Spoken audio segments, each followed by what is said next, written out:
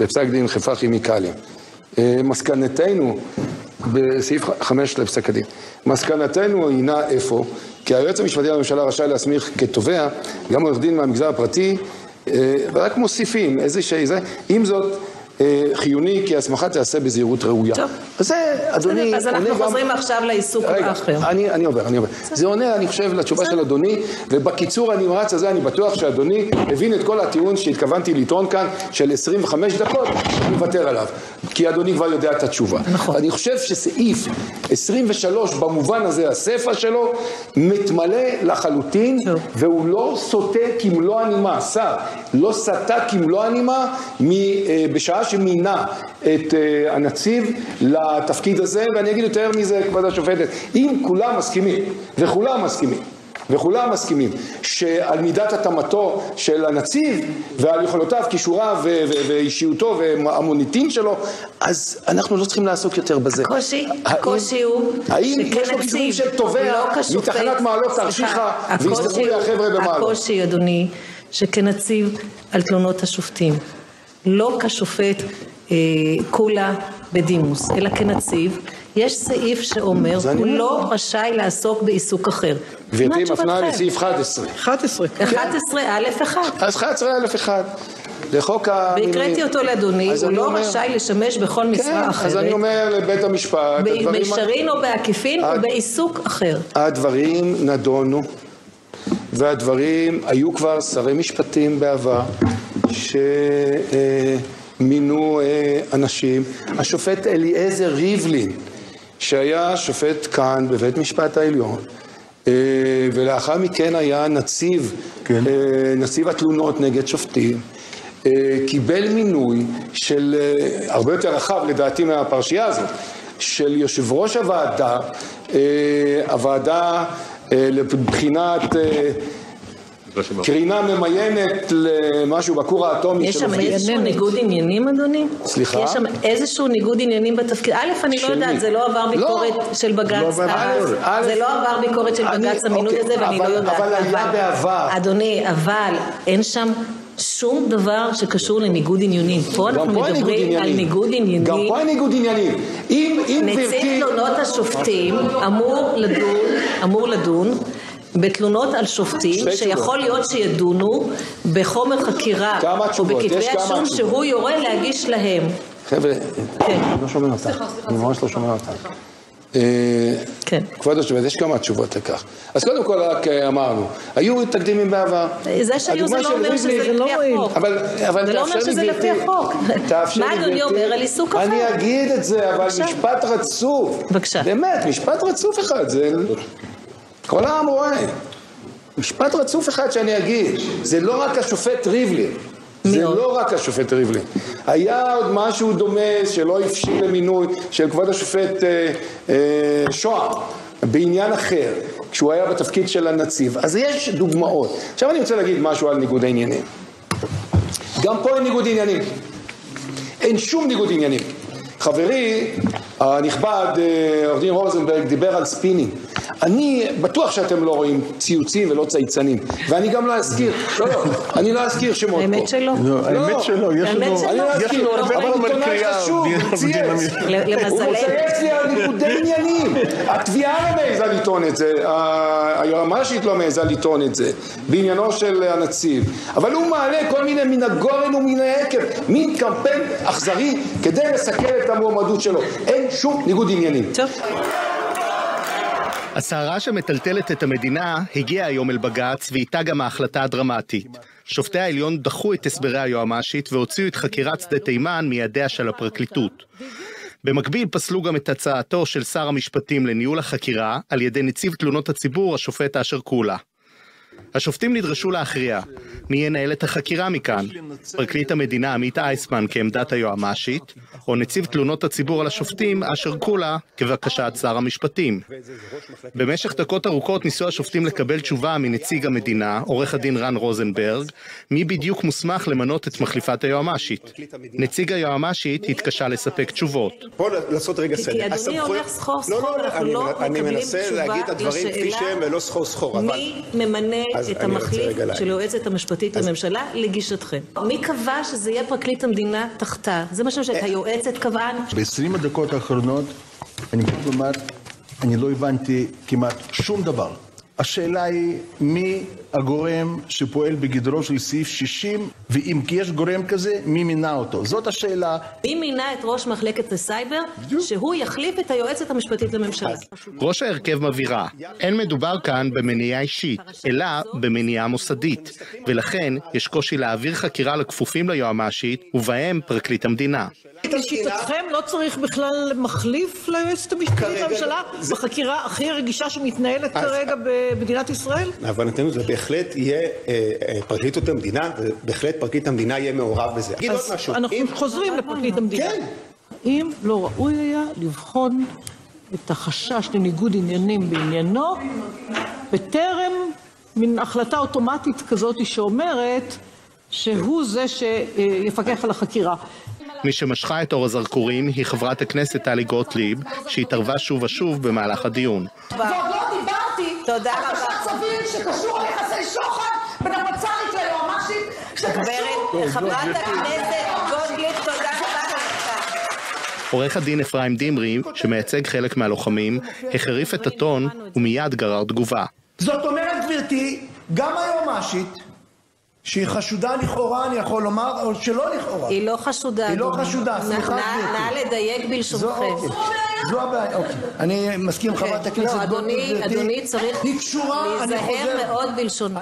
ואז הגיעה הצעת פשרה מצד חבר הכנסת בוארון, שבהמשך זכתה לתמיכת חברי ההרכב. יכול להיות שנכון היה, ואולי בית המשפט ימשוך, ידחוף להסדר, שבו שר המשפטים ימנה שופט מחוזי, בלתי תלוי, שינהל את החקירה הזאת. אני בטוח שהפרקליטות תתנגד לזה, כיוון שהיא רוצה להשאיר את החקירה בתוך הבית. אדוני לא יהיה פסיבי. የነዚህ የ200 ሰዎች ጉዳይ ራፊያህ ውስጥ ያሉት በትላንትናው ዕለት እንዲያውም እነሱ የኛን ወታደሮች ለመጉዳት ሁሉ ሞክረው ነበር እና ለምን ነው እስከዛሬ ድረስ የኛ መንግስት እርምጃ ማይወስደው በእነሱ ላይ?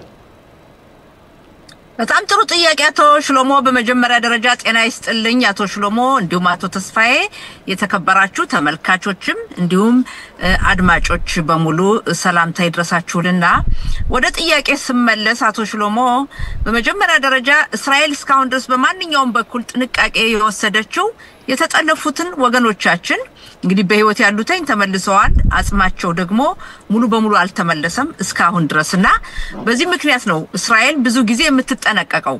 ያው የሃዳር ጎልዲን አስከሬን እስራኤል ግፊት ባታደርግ ኑሮ አይወጣም እና ብዙ ጊዜ ይሄ የሚያመለክተው የሚያሳየው የእስራኤል መንግስት የእስራኤል ህዝብ ማለት እንችላለን በአጠቃላይ ለሰው ህይወት አልፎ በህይወት ላሉት አጽማቸው እንኳን ለአጥንት ለሞቱ ወገኖቻችን አስከሬናቸውን ወደ ሀገራቸው ለመመለስ ያለውን ኃላፊነት የሚያሳይ ነው እና በዚህ ምክንያት ነው እንጂ እስራኤል ከፈለገች እዛው ላይ ማዳፈን ትችል ነበር ነው። ግን ዶክተር ጸጋ አሁንም ቢሆን የእስራኤል ሀገር መንግስት እነሱ በትላንትናው ዕለት የኛን ወታደሮች ለመጉዳት ሞክረው ነበር እና ይሄን በተመለከተ ይሄን ያደረጉ ይቅርታ ማድረጉ ወይም ዝም ማለቱ በርግጥ እነዚህ የቀሩት አስክሬኖች እንዲመለሱ ከስምምነት አለ።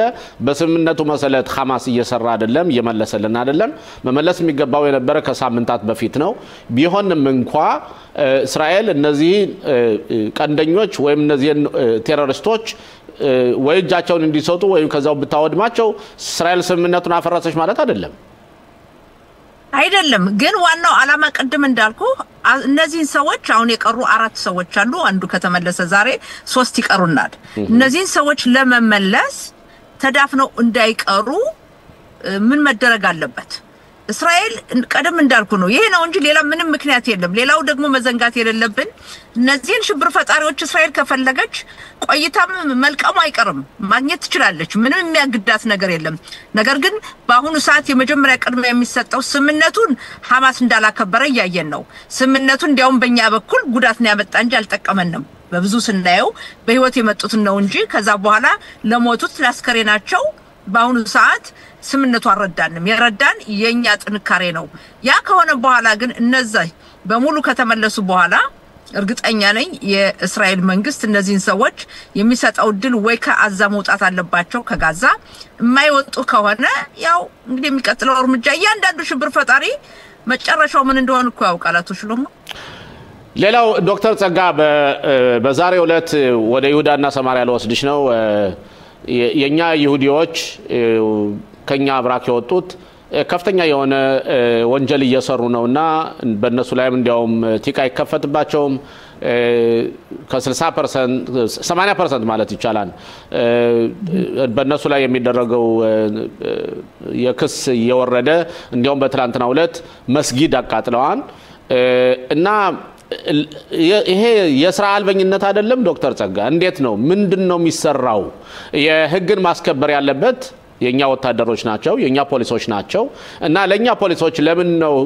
ዜጎቻችን ተጨማሪ ስራ የሚሰጧቸው በመጀመሪያ ደረጃ ተመልከት ሰላማዊ ዜጎችን መጉዳት በጥብቅ ቃወማለሁ ሽብር ፈጣሪዎችን ነው እንጂኛ በሰላም የሚኖሩ ሰዎችን መጉዳት የለብንም ከዛም በተጨማሪ የያንዳንዱን የሃይማኖት ቅዱስ ቦታ መንካት የለብንም ይሄን የሚያደርጉ ወገኖቻችን ተሳስተዋል መሆን የለበትም ስለዚህ እንድርጊት የፈጸሙትን የእስራኤል መንግስት መያዝና ለፍርድ ማቆም አለበት ይሄ ነው የኔ አቋሜ ግን እንደሚባለው ከሆነ እነዚህ የኢታማር ቤንግቪር ደጋፊዎች ናቸው እንሱም እንደነሱ አይነት ሪዮት ዓለም ባለፈው እንደነበረው ይነገርለታል ስለዚህ ምናልባት ለዘብተኝነት ሊሆን ይችላል ፖሊስ ደግሞ አለቃቸውን ላለማስቀየም ቤንግቪርን የማይከታተሉ ነው ሊሆን ይችላል ወይስ ምንድነው ነገሩ ያደለም ተመልከተ በማንኛውም ማህበረሰብ ብዙም ባይሆኑ ጥቂት የሆኑ አክራሪ ሰዎች እንዳሉ ይታወቃል አክራሪ ሰዎች ከኛ ከእስራኤላውያን ወይም ከይሁዲ መካከል ቁጥራቸው ጥቂት የሆነ አክራሪዎች እንዳሉ ይታወቃል ያ ነው እንጂ ሌላ አይደለም ሽብር ፈጣሪዎች የሽብር ፈጠራ ድርጊት የሚፈጽሙት በአሁኑ ሰዓት ተመልከት የሽብር ፈጠራ ድርጊት የሚፈጽመውና በሽብር ፈጠራ ድርጊት የሚያልቀው የእስራኤል ህዝብ ነው ሌላ አይደለም የእስራኤል ህዝብ ተደራጅቶ ሄዶ የሽብር ፈጠራ ድርጊት አይፈጽምም የታወቀ ነው ነገር ግን የሽብር ፈጠራ ድርጊት የሚፈጽሙት መዋጋት አለብን በአንጻሩ ደግሞ አክራሪ የሆኑ የኛ ወገኖቻችን የሚፈጽሙትን ድርጊትም ማውገዝ አለብን ማውገዝ ብቻ ሳይሆን ለፍርድ ማቆም አለብን አመሰግናለሁ ዶክተር ጸጋ አሁን ደግሞ ወደ አቶ ተስፋዬ ነለፍና ተስፋዬ ለዶክተር ጸጋ ጥያቄ አለ አዎ በድጋሚ ጤና ይስጥልኝ ዶክተር ጸጋ ጤና ይስጥልኝ እንግዲህ የብሔራዊ ደህንነት ኮሚቴ የሞት ቅጣት ለአሸባሪዎች ህጉን ባሳለፍነው በዚሁ ሳምንት ውስጥ አጽድቋል በዚህ ጉዳይ ላይ ያንቺን ሐሳብ ለመስማት ፈልጋለሁ ያንድ ዙር ማለት ነው ያንድ ዙር በሁለተኛው ጥያቄ አከታትዬ የምጠይቀው እንግዲህ በክኔሴት አባልነትሽም በጋዜጠኝነትሽም የመከላከያ ሚኒስትር እስራኤል ካጽ የጋሌት ጻል የሬዲዮ ጣቢያን ለመዝጋት መወሰናቸው ባንቺ ሐሳብ ምን ይመስለው ይታይሻል ሁለት ጥያቄዎች ናቸው በጣም ጥሩ ጥያቄ በመጀመሪያ ደረጃ ለቀረበው ጥያቄ አቶ ተስፋዬ ለጠየቃቸው ጥያቄ መጀመሪያውን ስንመለከት የሞት ፍርድን ነው የሞት ፍርድን በተመለከተ ሽብር ፈጣሪ መሞት አለበት የሚለውን እኔ ሙሉ በሙሉ እቀበለዋለሁ አምናለሁ በእስራኤል ሀገር የሞት ፍርድ አለ እስካሁን ድረስ ያለው የሞት ፍርድ ለሽብር ፈጣሪዎች አይደለም ያለው ይሄ የሞት ቅጣት ለሁለት አይነት ወንጀሎች ነው አንደኛው ለጀርመን ናዚዎች ነው ሁለተኛው ደግሞ አገሩን ለካደ ነው ለሽብር ፈጣሪዎች እስካሁን ድረስ አልነበረም በሃይማኖታችን ምንድነው የሚለው አይን ተሐት አይን ሸን ተሐት ሸን አይንን ላጠፋ አይኑን አጥፋው ጥርሱን ለሰበረ ጥርሱን ስበረው ነው ግን ባለንበት ተጨባጭ ሁኔታ ስናይ ሽብር ፈጣሪዎች እየመጡ እየገደሉ በአውቶቡስ ፈንጅ ታጥቀው መተው ራሳቸውን አጥፍተው እያጠፉ በጩቤ እየወጉ በጥይት እየገደሉ በመኪና ገጭተው እየገደሉ ከዛም አልፈው ባሁኑ ያየነው ጥቅምት 7 ቀን በሳት እያቃጠሉ እየደፈሩ ጠልፈው እየወሰዱ ይያዛሉ እስር ቤት ይገባሉ በእስራኤል እስር ቤት አምሮባቸው እንዲያውም ከማማሩም አልፎ ተምረው ዩኒቨርሲቲ ሁሉ እስር ቤት ሆነው ተመርቀው ይወጣሉ ሲወጡ እንደ ጀግና ይታያሉ በህዝባቸው ይጨፈርላቸዋል ይመሰገናሉ ይህ በሙሉ ያመጣው ጣጣ ምንድነው የሽብር ፈጠራ ድርጊትን የበለጠ ነው የገፋፋ ለምን ያልን እንደሆነ እነዚህ ሰዎች ቤተሰቦቻቸው እንደ ጀግና ስለሚቆጠሩ ቤተሰቦቻቸው በሙሉ ክብር ስለሚያገኙ ሌሎችም ፈጽማሉ ስለዚህ መሆን ያለበት የሽብር ፈጠራ ድርጊት የፈጸመ መገደል አለበት የሚለው እኔም እስማማለሁኝ በምን አይነት መንገድ ነው ግድያው የሚፈጸመው ለምንድነው የሚለው ብዙ እናጤንበታለን ለምሳሌ በአሜሪካ እንደሆነ በአሜሪካ እስከ 50 ክፍለ ሀገር ወይም ስቴቶች መካከል በተወሰኑት ቦታ የመግደል ፍርድ አለ። በመካከለኛው ምስራቅ አሁን ይሄን ፍርድ እስራኤል ለምን በመጀመሪያ ድምጽ መስጠት ሂደት አሳለፈች ብለው አካኪ ዘራፍ የሚሉ የሚጮሁ የመካከለኛው ምስራቅ የአረብ ሀገራት አሉ። እነሱ አንድ ሰው ከረሚላ ሰረቀ ብለው አይደል ለስቅራት የሚያወጡ? እኛ ከነሱ መማር የለብንም በርግጥ። ነገር ግን ሽብር ፈጣሪዎችን በሞት ቅጣት ካልቀጠናቸው እኛ ቅጣት ሰጠነ ማለት አንችልም። እንዲያው ሞራል ለሚሰማቸው ዶክተር ጸጋ የሁለተኛውን ጥያቄ መልስሽን ከመመለስሽ በፊት እኔ ጣልቃ ልግባና ይህ ህግ የሚወጣው ለአረቦች ብቻ ነው ወይስ ለይሁዲዎችም እንደዚህ አይነት ድርጊት የሚያደርጉ ካሉ? ለምሳሌ ያህል አሚ ፖፐር የሚባል አለ። አሚ ፖፐር ለምሳሌ የፍልስጤም ሰራተኞችን ርሾን ለጽዮን ላይ ወደ 30 ነው እነሱን ገሏል። ሌላው ደግሞ ለምሳሌ ባሩክ ጎልድሽተን የሚባል ከጾለት ቤት ገብቶ ሄብሮን ውስጥ ገሎ መጨረሻ ላይ እነሱ ገደሉት። እነሱ በህይወት ቢኖሩ ወይ አንዱ አለ። ለምሳሌ ህግ ለነሱም ነው ወይስ ለአረቦች ብቻ ነው? አረቦች ብቻ ከሆነ እንዴት ነው ህግ ስፔሲፊክ የሆነ ለአንድ ብሔር ብቻ ሊወጣ የሚችለው? በጣም ጥሩ ጥያቄ። በመጀመሪያ ደረጃ ዶክተር ባሩክ ጎልድሽተን የፈጸመውን የሽብር ፈጠራ ድርጊት እስራኤላውያን እንቃወማለን ሁላችንም። እሱም ወዲያውኑ እንደተገደለ ቦታው ላይ የምናስታውሰው ነው። የሽብር ፈጠራ ድርጊትን ስንመለከት ሁሉንም የሽብር ፈጠራ ድርጊት መቃወም ይኖርብናል። በእኛ በኩል በይሁዳን በኩል እስካሁን ድረስ የሽብር ፈጠራ ድርጊት ሆነ ብለው ሄደው የፈጸሙት ምን ያህል ነው ቁጥራቸው? አንደኛ። በሁለተኛ ደረጃ ተመልከት፣ በህጉ የሄድን እንደሆን ህጉን አሁን የረቀቀውን ህግ የመጀመሪያ ድምጽ መስጠት ሂደት የጸደቀውን ያልን እንደሆን የሽብር ፈጠራ ድርጊት እነዚህ ሰዎች አረቦቹ ወይም ፍልስጤሞችን በለው መጣው የሚፈጽሙት እስራኤልንና የእስራኤል ህዝብ ለማጥፋት ነው። አየው። ስለዚህ ጥያቄ የኛ ዜጎች እስካደረጉ ነው ወይስ የኛ ዜጎች ላልሆኑ ነው ኮሎም ጥያቄ ወደዛ ልመጣልህ ነው። ስለዚህ በሽብር ፈጠራ ድርጊት ከመጣ የእስራኤል ዜጋም የሆነ ተመልከት ሽሎሞ ዝም ብሎ ሰላማዊ ሰውነን ሄዶ የሚገል ሰው ሆነ ብሎ በዘርም ሆነ የሚለውን ካጠገባችን እንዲኖር አንፈልግም። የሚፈልግ ሰው ያለ አይመስለኝም። ስለዚህ ለይሁዲዎችም ይሆናል ማለት ነው። ገና ብዙ ድርድር ይኖራል። ተመልከት፣ ይሄ የመጀመሪያ ድምጽ መስጠት ሂደት ነው እንጂ ከዛ በኋላ ህጉ በመናይ የሞት ፍርድ ሲባል በምን አይነት መንገድ ነው ሰዎችስ የሞት ፍርድ የሚሰጠው? ለምሳሌ በአረብ ሀገሮች ሄድክ እንደሚሰቀላል፣ በጥይት ማቆም ይገሏቸው አሉ። በአሜሪካ ሄድክ እንደሆነ በመርፌ በመርዛለ። ይሄ ሁሉ ገና ብዙ የሚጤንበት ነው። አሁን የመጀመሪያው ዙር ነው የተሰጠና ብዙ ያነጋግራል። በእኔ አመለካከት ስትመጣ ሽብር ፈጣሪ ነው። በነገራችን ላይ የተባበሩት አሚሬት ዩኤኢ የሚባለው ሀገር ባለፈው ታስታውሽ እንደሆነ አንድ የኻባድን ተወካይ ገለው ነበረ። እነዚያ ሁለቱ 4 ወር ወይ እስከ 5 ወር ባለለጠ ጊዜ ውስጥ ፍርድ ቤቱ የሞት ፍርድ ፈርዶባቸዋል። ይገደሉ አይገደሉ አላውቅም፣ ግን ፍርድ ቤቱ ተፈርዶባቸዋል። ማለትም የኛን ይሁዲ ሀገራቸው ላይ እነሱ እንደዚህ አይነት የሰቆቃ ግድያ ስለገደሉ። ስለዚህ ወደ ሁለተኛው ጥያቄያችን ሂጅልንና አቶ ተስፋዬ የጠየቀውን ጥያቄ አቶ ተስፋዬ የጠየቀው የጋሌይ ጻህል የተሰኘው የሬዲዮ ጣቢያን በተመለከተ ነው።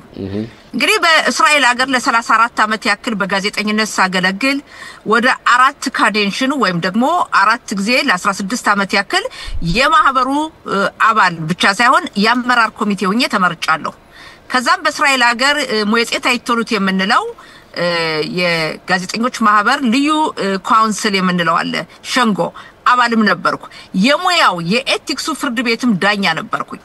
እና የጋሌይ ጻህል ጉዳይ የጋሌይ ጻህል የምንለው የእስራኤል መከላከያ ኃይሉ ገንዘብ የሚመድብለት የሬዲዮ ጣቢያ በተመለከተ በየአመቱ በየጊዜው መዘጋት አለበት የሚለው ሲነገር ነው የሚኖረው። ለምንድን ነው ይዘጋ የምንለው? አንደኛ ይህ ሬዲዮ ጣቢያ የተቋቋመው ልክ የዮም ኪፑር ጦርነት እንዳበቃ ነበር። ያን ጊዜ ለወታደሮች ሞራል ለመስጠት ለመቀስቀስ ለወታደሮች በማንኛውም መስክ ነው። ቆይቶ ግን ምንድነው የሆነው? ይህ ሬዲዮ ጣቢያ ልክ እንደ ማንኛውም ሬዲዮ ጣቢያ ነው የሆነው።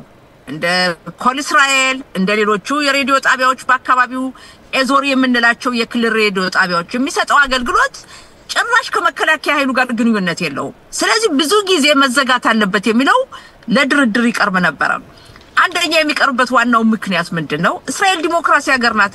የዲሞክራሲ ሀገር የመከላከያ ኃይል ሬዲዮ ጣቢያ ያስፈልገውም ሁለተኛ የሬዲዮ ጣቢያ መከላከል ከተባለ ለወታደሮች መሆን አለበት እንጂ በፖለቲካ በማንኛውም ነገር ጣልቃ እየገቡ ብዙ ጊዜ የጋዜጣ ሰራተኞችን አዳምጣችሁ ከሆነ አብዛኛዎቹ በፖለቲካ መለካከታቸው የታወቁ ናቸው በግራ ክንፍነት በዛ ደግሞ በዚህ ጋዜጣ በተባለው ሬዲዮ ጣቢያ ለማገልገል የሚቀበሏቸው ገና በውትድርና እንዲያገለግሉ የሚገቡት የተወሰኑ ማህበረሰብ ናቸው ከዛም አልፎ ይህ ሬዲዮ ጣቢያ አስፈላጊ አይደለም ሚገርማችሁ የዚህ ሬዲዮ ጣቢያ ኃላፊዎች አስተዳደር ዳይሬክተር ወይ ምን አይሄል አይባልም መፋከድ ጋዜጣ መፋከድ ምንድነው ልክ እንደ ጦር አዛዥ ኮማንደር ማለት ነው የጦር አዛዥ አይደለም ሲቪል ነው ተራ እና ስለዚህ ይሄ ሬዲዮ ጣቢያ በተለይ አክቹዋሊ የምንለው ወቅታዊ የሆኑ ዜናን በተመለከተ ፖለቲካን በተመለከተ የሚያቀርበው አያስፈልግም ብዙ ጊዜ ሲነገር የኖረ ነው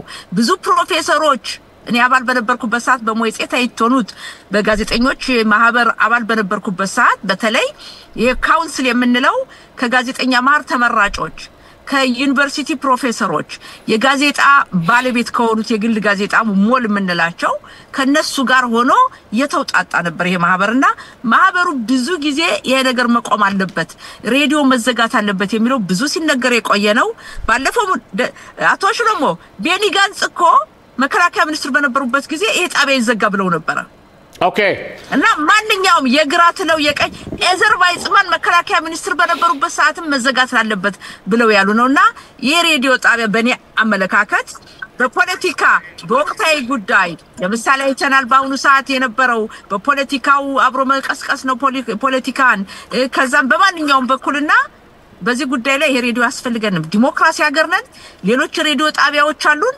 እነዛ ያገልግሉ እንጂ መከላከያ ኃይሉ ወይም እኛ የምንከፍለው ገንዘብ እኮ ነው ተጨማሪ ገንዘብ መክፈል የለብንም ታጊዳ ሽዱር የምንለው አለ የሬዲዮ ጣቢያ ይበቃናል ዶክተር ጸጋ ፕሮግራማችን በእውነት ጊዜው ስላነሰብን ብዙ ልናወራሽ እንፈልግ ነበር ግን አልሆነም በጥቅሉ ግን የፈለጉት እንዴት ነው በዲሞክራሲ ሀገር ውስጥ ጋዜጠኝነት ጋዜጣ የጋዜጣ አውታሮች በሙሉ የዲሞክራሲ መተንፈሻዎች ናቸውና ወደዚህ አቅጣጫ በመናየድበት ጊዜ ጥንቃቄ ማድረጉ ጥሩ ነው በየገምታለው ግን ስምምነት ከተደረሰበት አንድ ጣቢያ ሬሌቫንት ካልሆነ ወይም የግል ጣቢያም ሊሆን ይችላል ለማንኛውም እዚህ ላይ መጠንቀቅ አስፈላጊ ነው ለማንኛውም አብረሽን ስለቆየሽ በጣም እናመሰግናለን አንድ 30 ሰከንድ ብቻ ምክንያቱም ጊዜ የለንም ቆይ ሌላ ጊዜ እንዋያለን በሚቀጥለው እሁድ በ23 ቀን የነገ እሁድ ሳምንት ሃይማኖት ካሳውን ፍለጋ የክነሴት አባላት አንድ ላይ ተውጣተን ፍለጋ እናካሂዳለን በጣም ጥሩ ነው በዚህ ፍለጋ ስርዓት ላይ ህብረተሰባችን እንዲሳተፍ ነው በ23 ቀን ነው የሚሆነው የፊታችን እሁድ ሳምንት እና ይሄንን ከወዲሁ ሰዎቹ እንዲያጤኑ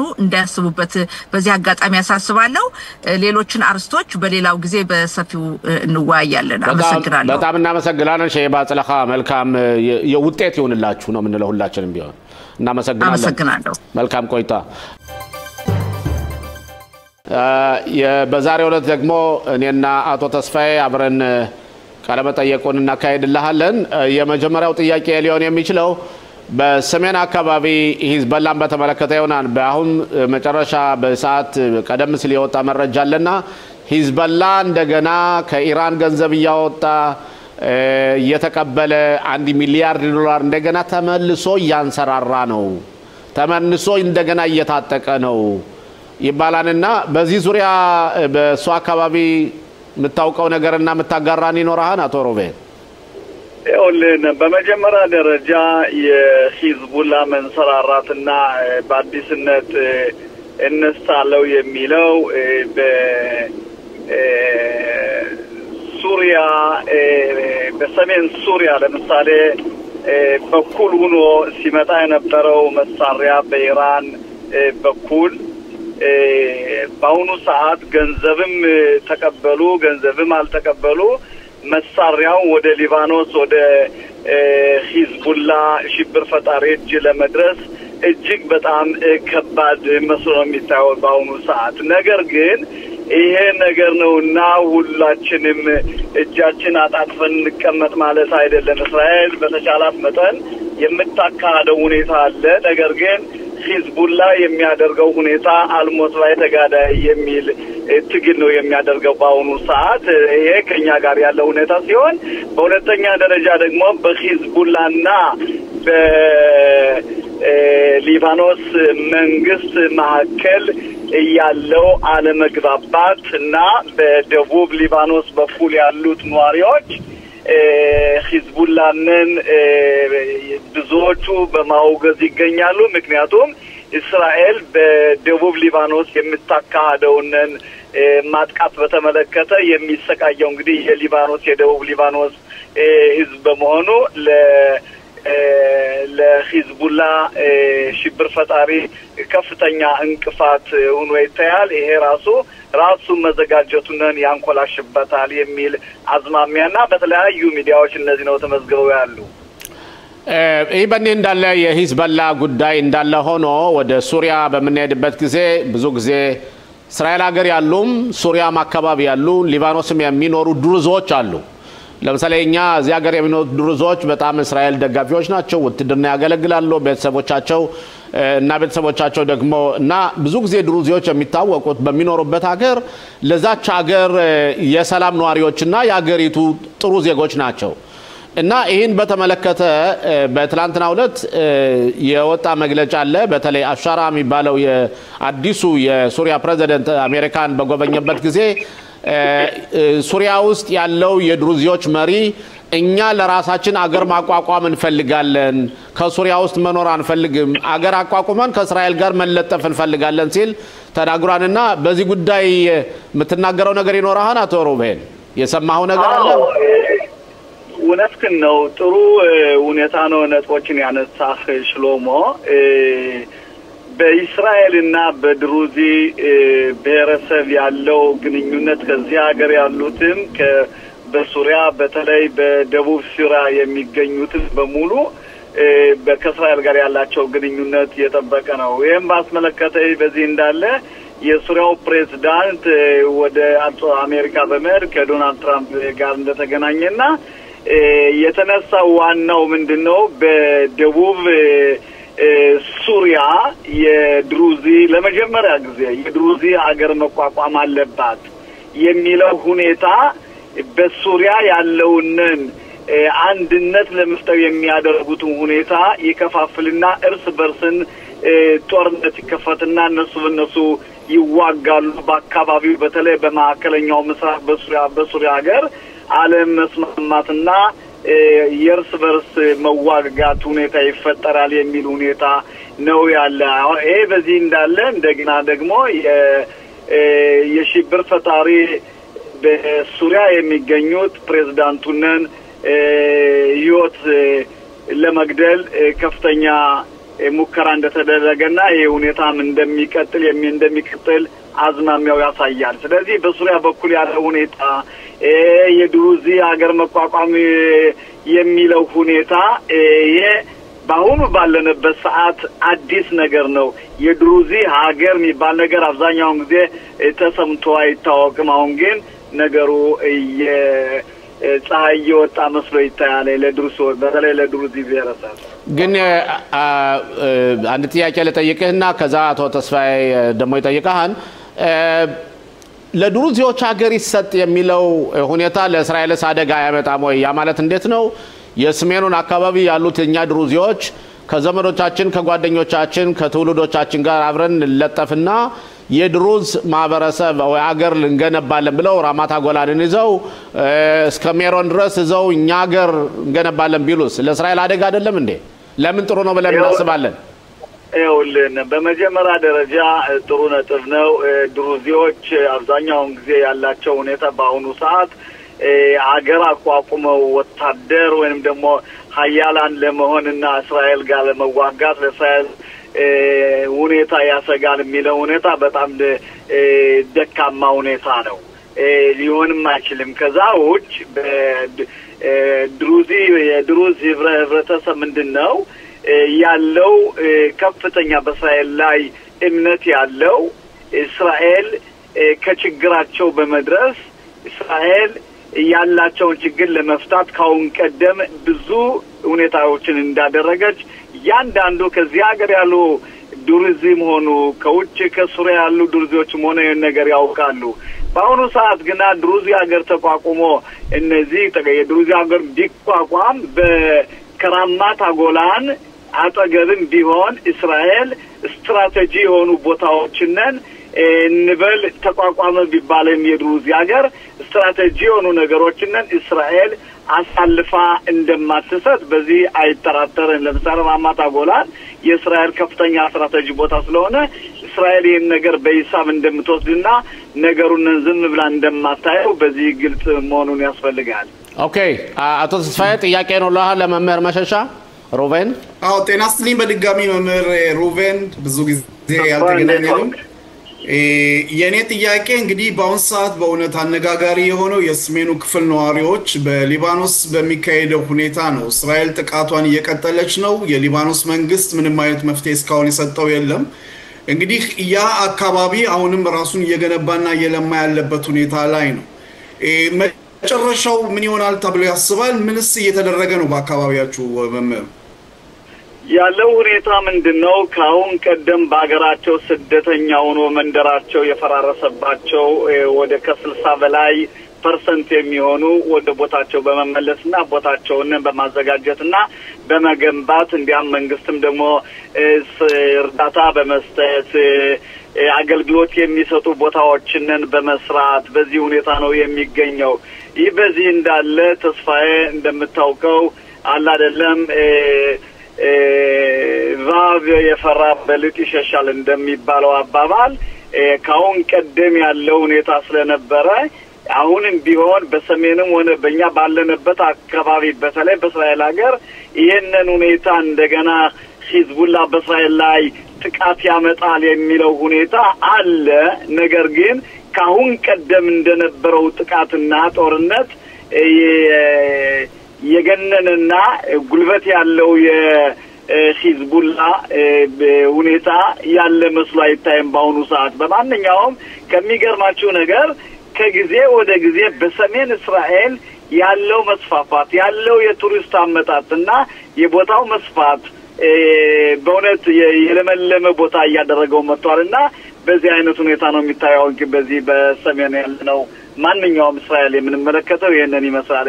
ተስፋዬ ጥሩ ሩቤን አንዴት በ30 ሰከንድ ትመልስልኝ የምፈልገው በመጣው እሁድ ገፍታችን እሁድ ሃይማኖት ካሳውን በተመለከተ ፍለጋ ይደረገና በየመርካዝ ክሊታው ከመርካዝ ክሊታው ሄዶ የክነስት አባሎች ሁሉ ይመጣሉ። እናንተ ተሳተፋላችሁ ወይስ ምን የምታውቀው ነገር አለ?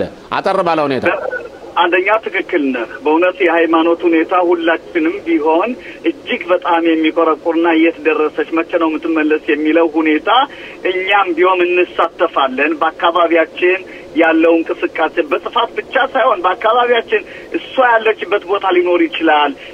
በያለንበት እርግጥ አውቶቡሶች በመዘጋጀት ወደ ሰሜን ወደ መርካዝ ክሊታ እንደሄድ ግፊትም እያደረግን ነው በዚህ ሁኔታ።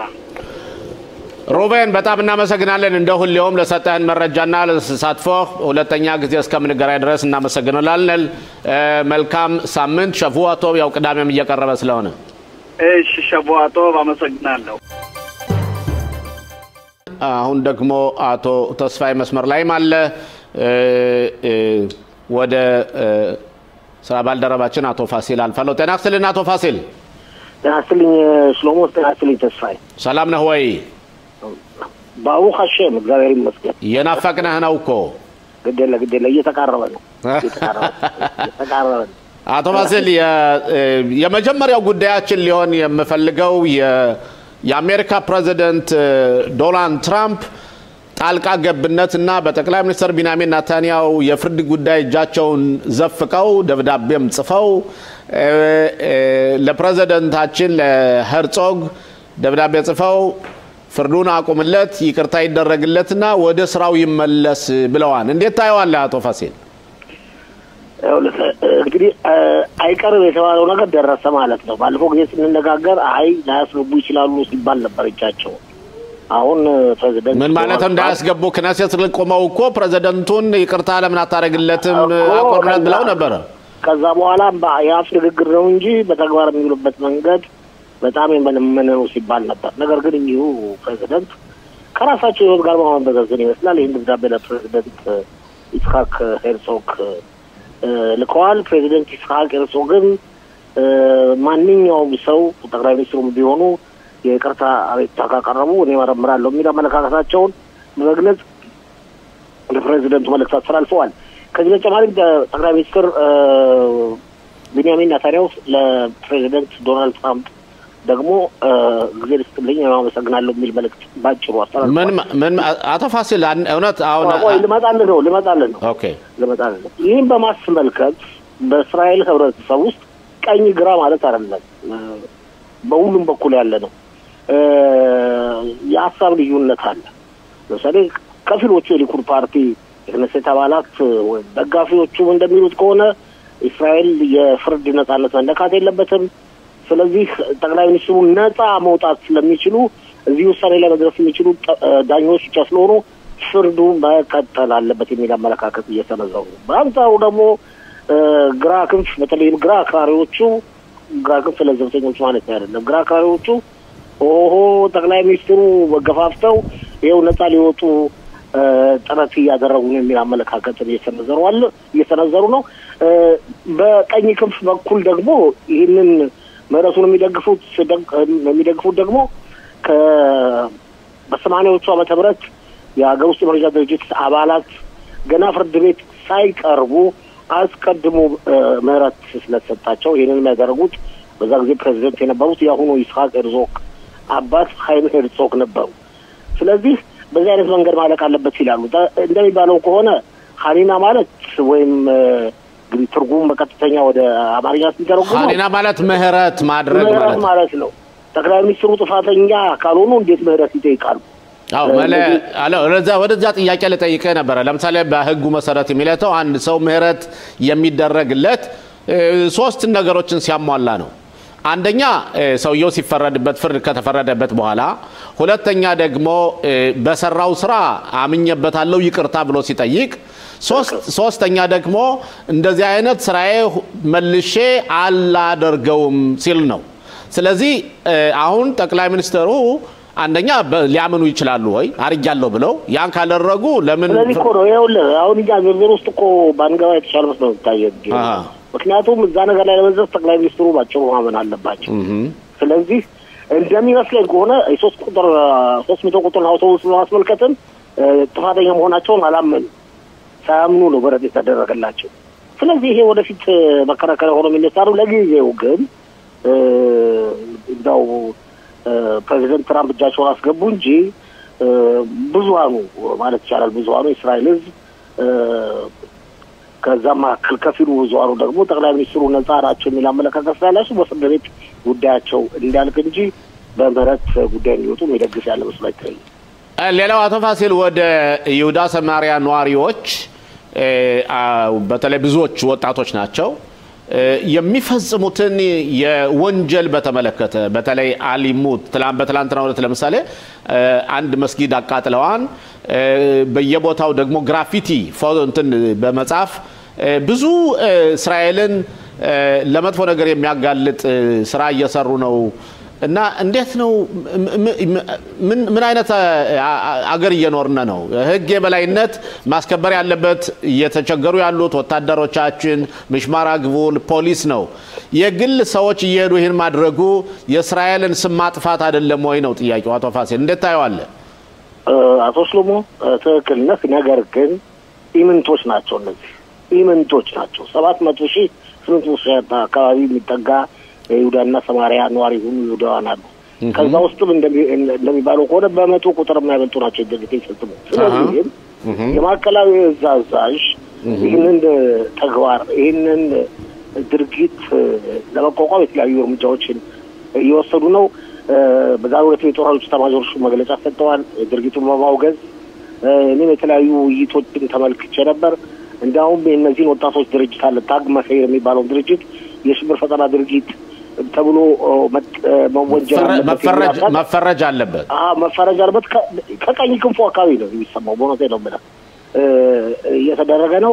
ስለዚህ አንተ ምክንያቱም አንተ እንደምትለው እነሱ አይወክሏቸውማ ለነሱ ኢቨንቶች ስለሆኑ እንደዚህ ተጋኖ በዜና ማሰራጫዎች መሰማት የለበት። ለምሳሌ ያህል በባይደን አሁን ልመጣለን ወደ ፖለቲካው ተስኖ የባይደን መንግስት ቢሆን ኖሮ በጣም አጋኖ ነበር። ለምን ብሎ ቅጣት እንደውም ኤምባርጎ ሙሉ ይጥል ነበር።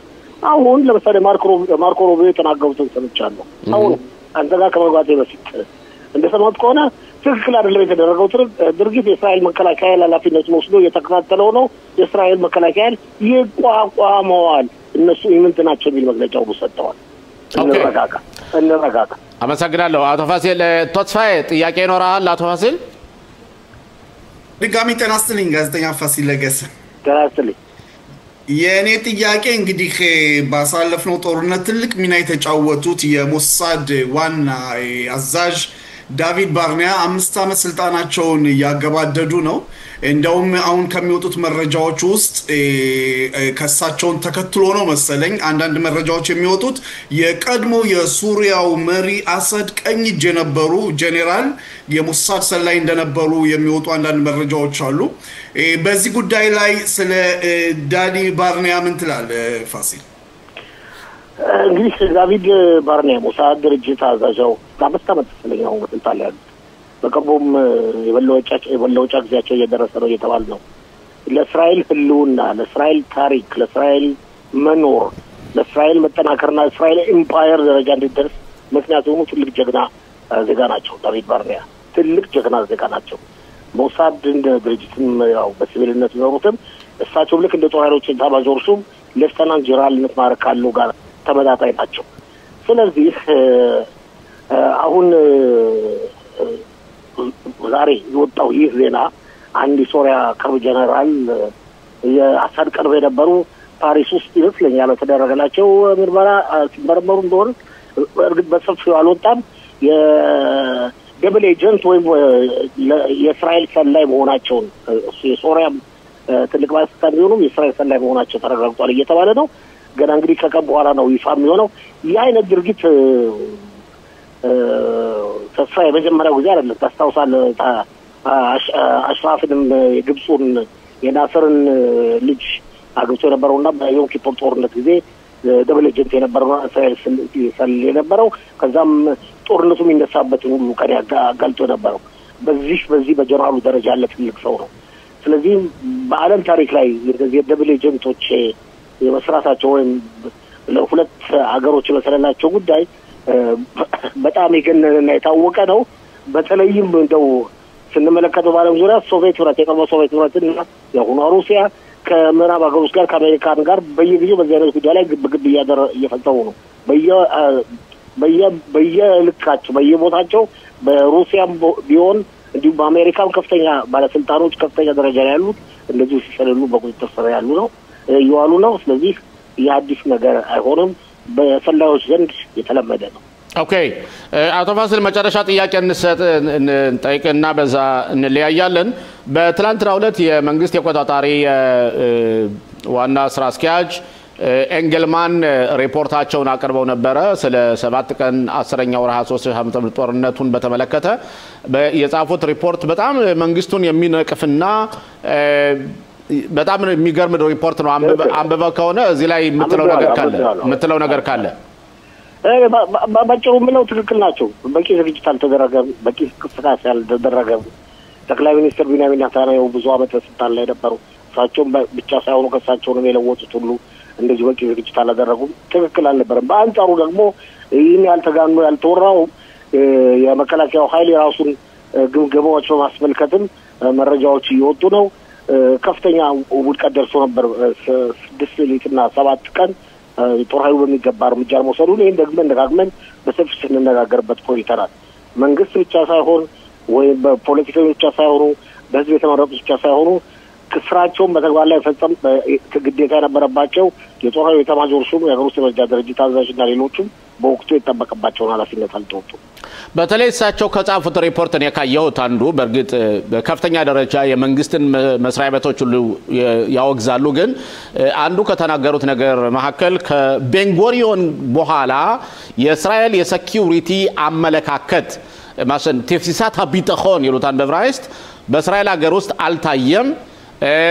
ወይም ደግሞ ውሳኔ ያልተወሰነበትምና ለዘብተኝነት ነበረ በዚህ ብዙ አመታት ነው የሚሉት እንግዲህ ከቦንጎሮም በኋላ ካሉ ጎልዳ ሜይርን ጨምሮ ሲሞን ፔሬስ ይስሐቅ ራቢን ቢንያሚን ናታንያሁን ቢንያሚን ምናሄም ቤጊንን አሪኤል ሻሮንን ኤሁድ ባራቅን ኤሁድ ኦልመርትን ማለት ነው አዎ የሚቀር የለም ስለዚህ አሁን እንግዲህ ይህ ማሳሰቢያቸው በጣም ጥሩ ነው ብዬ ነው የማስበው እንደሚመስለኝ ከሆነ አሁን የአገሪቱን ወደፊት መከላከያ ጉዳይ መለካከት ማስመልከት ለመንደፍ የሚደረግ ጥረት እንዳለ አንዳንድ ዜና ምንጮች እየጠቆሙ ነው አሁን ባለንበት ሁኔታ ኃይላችን በሊባኖስ ዙሪያ በተረከረበት ወቅት ኃይላችን በሶሪያ አካባቢ በተረከረበት ወቅት ኃይላችን በአዛ በተረከረበት ወቅት አሁን ደግሞ እስራኤል እንደ ኢምፔሪያ ተብላ የተቆጠረች ስለሆነ ከእንግዲህ ወዲያ የምታደርጋቸውን እንቅስቃሴዎች ማስመልከት አዲስ የረጅም ጊዜ እቅድ ለማውጣት ከፍተኛ ጥረት ይደረጋል ብዬ ገምታለሁ በነገራችን ላይ ቤንጎሪዮን የሴኩሪቲ ጉዳይ በመናይበት ጊዜ በሶስት ነገሮች ይሰየማሉ አንደኛ ጦርነት ከጠላት ሀገር መሆን አለበት እንጂ ከኛ ሀገር ውስጥ መሆን የለበትም አስቀድማ እስራኤል መጉዳት አለባት ሁለተኛው ደግሞ አንድ ጦርነት አጭር ጊዜ ነው መሆን ያለበት እንጂ የተራዘመ ጦርነት መኖር የለበትም ሶስተኛ ደግሞ የውጭ ሀገር ፖሊሲያችን በአፍሪካ ሀገሮችና አሜሪካ የተመረኮዘ መሆን አለበት አውሮፓውያኖችን አንመናቸው ነበር እና እነዚህ ነገሮች ሁሉ ስናያቸው በእውነት የቤንጎሪዮን አመለካከት ጥሩ ነበር ማለት እንችላለን እኔ አንደኛውና ሁለተኛው ማለት ሶስተኛው ወርቀባለው ሁለተኛው እንኳን ጊዜው አልፎበታል አጭር ጊዜ የሚባለው እስራኤል 2 አመት ተዋግታለች ሊሆን አይችልም ማሁን በደረጃ ላይ ያለ አንጻሩ ከኢራን ጋር 12 ቀን ጦርነት ብቻ አድርገናል ስለዚህ እስራኤል ቁጥሯ ቤንጎሪዮን የተናገሩት እስራኤል ህዝብ ቁጥር አነስተኛ በነበረበት ወቅት ይሁዳና ሰማሪያ ባልተያዘበት ወቅት ሲናይ በረሃ ሙሉ ለሙሉ ባልተያዘበት ወቅት ነበር ይሄን ያደረጉት ስለዚህ ትንሽ ቦታ ስላለን ብለው አሁን ግን እንደ ጊዜው ራሳችንን ማሻሻል ይገባናል እስራኤል ብዙ ደረጃ ላይ ደርሳለች አሁን ስለዚህ አሁንም እንኳን ትንሽ ሀገር ብትሆንም በዛ ጊዜ ከነበረው ከ3 ሚሊዮን እና ከ4 ሚሊዮን ህዝብ አሁን 10 ሚሊዮን አካባቢ ደርሷል ስለዚህ አመለካከት አሁን ሁለተኛው አመለካከት እንደና አመለካከት ይሰራል በየራሱ ሌላው ግን እቀበለዋለሁ አሜሪካና አፍሪካ ሀገሮች ቢለው ኦኬ ፋሲል አብራን ስለቆየ በጣም እናመሰግናለን ወደ አርብና ቅዳሜ እየመጣን ሰውለም መልካም ሳምንት ይሁንልህ ማለት ፈልጋለሁ መልካም ሳምንት ላንተም አቶ ሰሎሞን ለተስፋዬ መልካም ቆይታ